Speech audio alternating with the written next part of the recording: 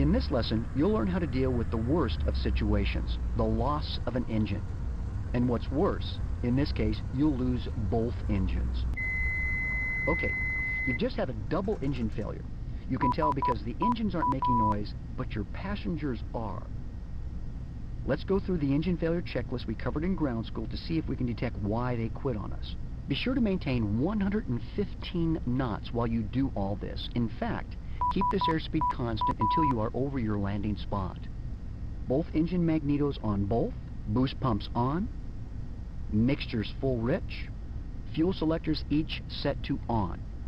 No luck, amigo. You may have had many fans, but the two out in front aren't working anymore. It looks like we can't find the problem for this engine failure, so let's activate our GPS and find the nearest airport.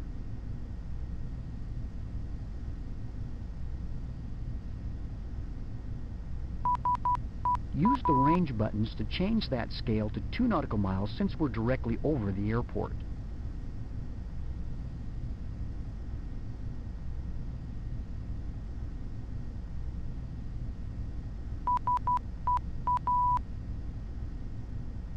It looks like Painfield, the large airport with 3 runways, is nearby, so let's turn directly toward the center of that airport.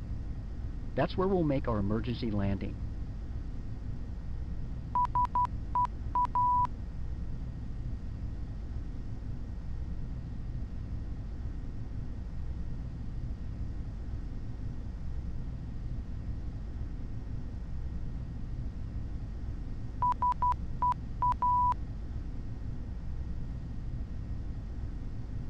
A successful emergency landing requires you to always remain within gliding distance of a runway. So I want you to remain close to the center of the airport. Since you can't easily look out the window, I want you to use your GPS movie map to help you right now.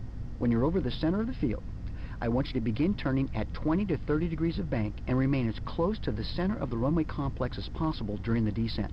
Remember, you may not have use of your attitude indicator during an engine failure. You may need to guess at the 20 to 30 degree bank level. Because you're sitting on the left side of the airplane, you should make all your turns to the left.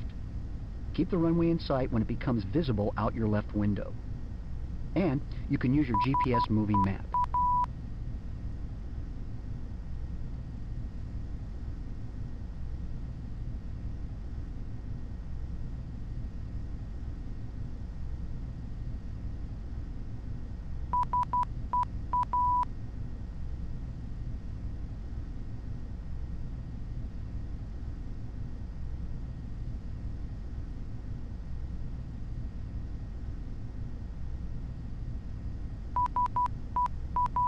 Bank the wings more.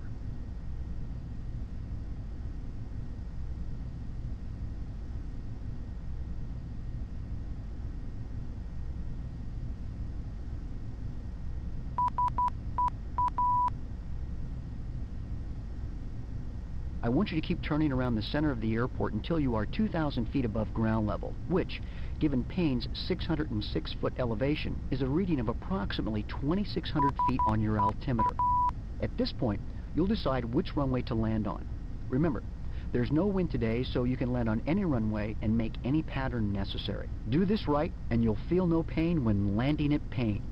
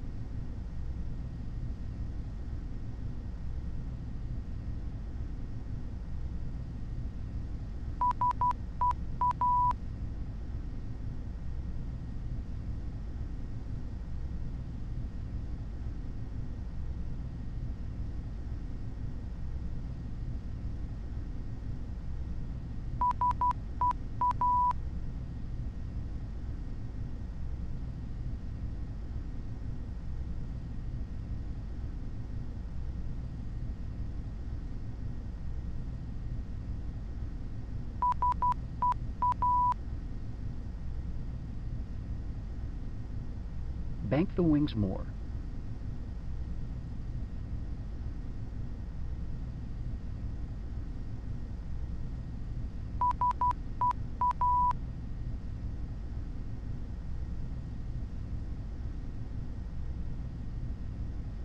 There's 2,600 feet on the altimeter. Look at the movie map and see which runway you're most nearly parallel to. Then turn so as to fly parallel to that runway as if you're making left traffic.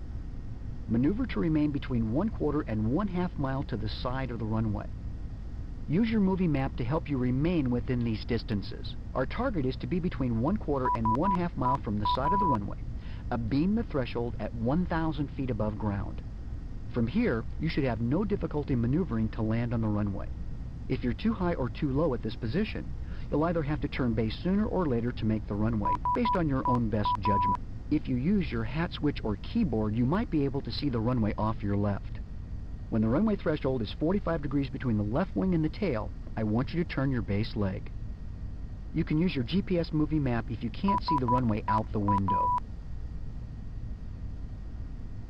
Now I want you to look at the runway threshold. If it looks like you're going to be too low, then head toward the threshold now. Don't wait. You can always use flaps if you need them too.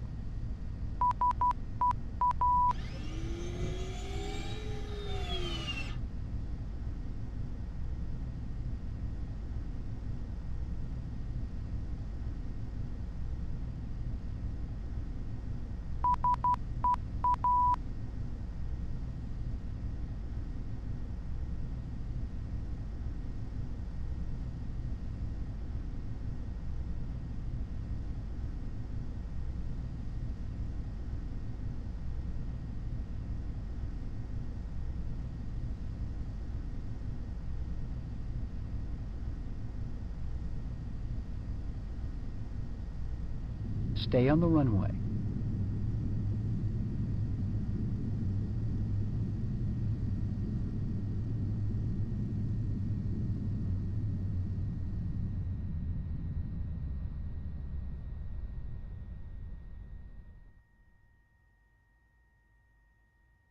Excellent. You made it. Airline pilots would be proud of you, and I'm proud of you too. I guess you could say that it's good to be in pain right now, right?